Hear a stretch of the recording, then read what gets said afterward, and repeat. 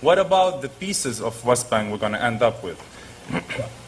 Settlements are continuing to be built inside the West Bank. The wall is being built inside the borders of 1967. So now please talk to me about peace, about pro-Palestine, when it comes to building walls and actually separating the West Bank from East Jerusalem. Okay, here is what a Palestinian state would have looked like had Camp David and Taba been accepted. It would be a completely contiguous West Bank with an area that, including Ma'aleh Adumim, and some of the other areas right side of Jerusalem, which would become part of Israel and would remain within the wall. The ultimate goal is to have a separation fence that is on the border, the accepted border. And I'll tell you what I think the real options are today.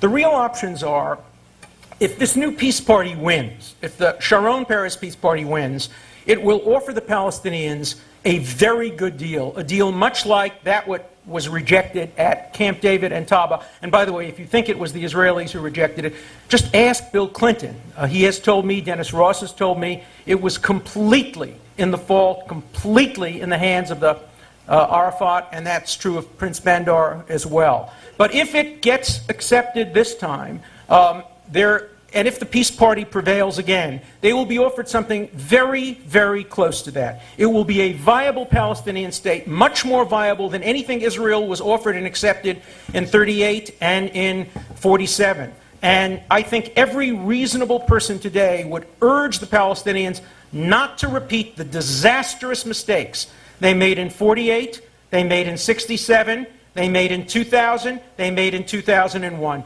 This time say yes, accept a Palestinian state, build it, create an economy, create a political system, and finally peace can be achieved. Thank you. Professor Chomsky. For those who you would like to see the map, I have it. It's, as I said, from Ron Pundak, the leading Israeli scholar, the head of the Shimon Peres Peace Center. It shows, this is the Camp David map, which Clinton recognized was impossible, which is why they went on to Taba. And it cuts through the West Bank completely.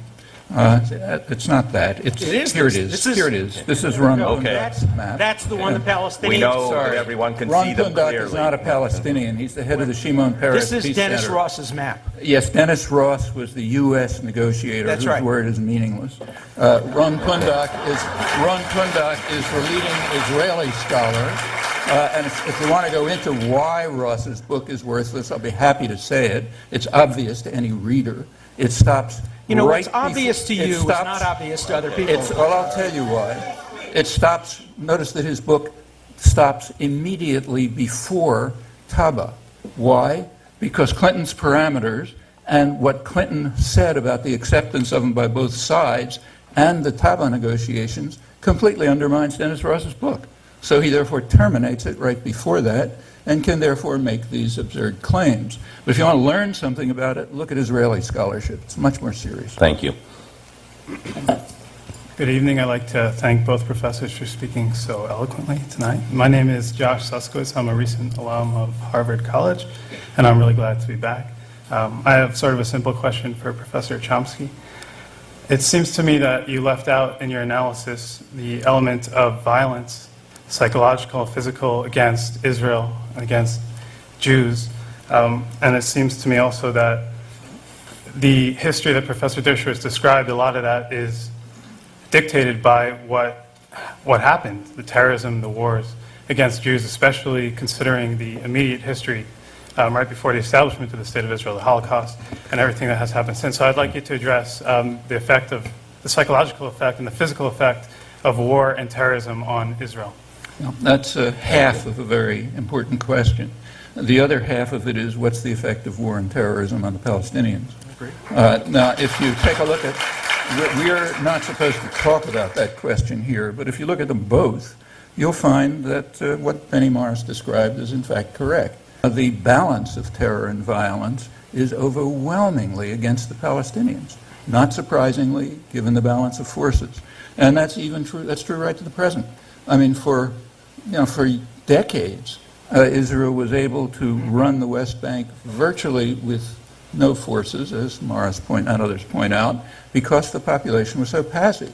While they were being humiliated, beaten, tortured, land stolen, and so on, just as I quoted. Finally, there was a reaction. And it's interesting to see the U.S. reaction to it.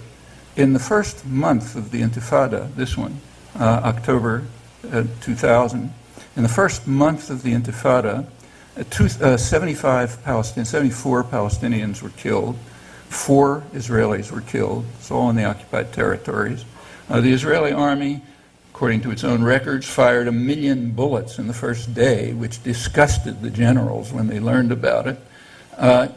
Israel, the first few days of the Intifada, was using U.S. helicopters, they don't make them, U.S. helicopters to attack civilian complexes, apartment houses and so on, killing and wounding dozens of people. And the U.S. did respond to that.